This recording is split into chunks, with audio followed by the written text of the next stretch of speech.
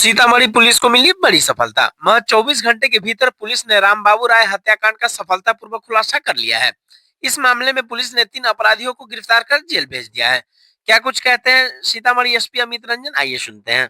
अंतर्गत मीसा चौक के पास रामबाबू राय को कुछ अज्ञात अपराधकर्मी जो अपाचे मोटरसाइकिल पे आए हुए थे, गोली उनके ऊपर चलाई गई, घायल हुए, उनको अस्पताल पहुंचाया गया, जहां पे उनको मृत घोषित कर दिया गया। सूचना प्राप्त होते ही वहां पे 112 की टीम थी, उसको अलर्ट किया गया। उसने उन अपराधकर्मियों का पीछा करने का प्रयास भी किया, पर संकीर्ण रास्ता होने के कारण वो वहां से भागने में सफल रहे।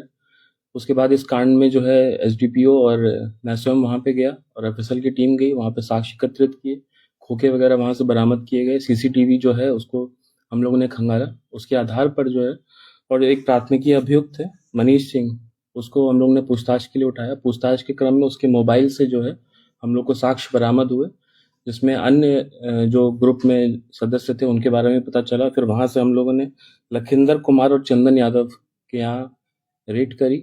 वहां से जो है हम लोग को एक मर्डर वेपन जो वहां पे घटना में पीओ पे था, वो हम लोग ने बरामद किया चंदन कुमार के यहाँ से। ये भैरव कोठी का रहने वाला है और पूछताछ में इन लोगों ने कॉन्फेस किया है इस घटना के बारे में। षड्यंत्रकर्ता में ये लोग थे और जो कारण था घटना का, उसमें जो रामबाबू राय था उसका शशि यादव नाम के एक जो अपराधकर्मी है, उसका भी क्रिमिनल हिस्ट्री है और रामबाबू का भी क्रिमिनल हिस्ट्री था।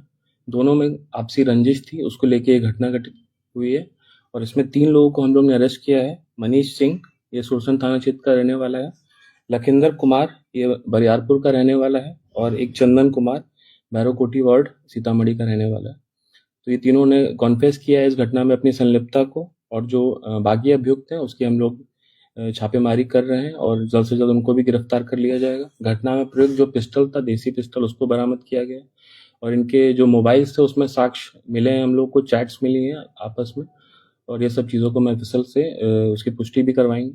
और इसमें हम लोग बाकी जो अभियुक्त बचे हैं उनकी गिरफ्तारी के लिए लगातार छापेमारी कर रहे हैं। हत्या के दिन जो शूटर जो तीनों बाइक पर आए थे, वो यही तीनों हैं या कोई उसमें अन्य भी कोई था? नहीं, उसमें अन्य लोग हैं। ये लोग षड्यंत्रकर्ता में थे और इनकी चैट्स वगैरह से ये पता चलता है कि ये लोग 1 महीने से लगभग उसको मारने का प्रयास कर रहे थे। और ये जो अपराधकर्मी था रामबाबू राय, ये शशि यादव को मारने का प्रयास कर रहा था।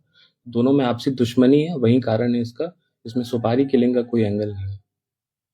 धन्यवाद। सर, राजोपट्टी में जो चाकू की कुटी घटना, इसमें गिरफ्तारी कुछ हुई है क्या? हाँ, उसमें जो जिसने चाकू मारा था लड़के ने, उसकी भी गिरफ्तारी हो गई है और जो चाकू है उसको हम लोग बरामद करने का प्रयास कर रहे हैं, उससे पूछताछ चल रही है।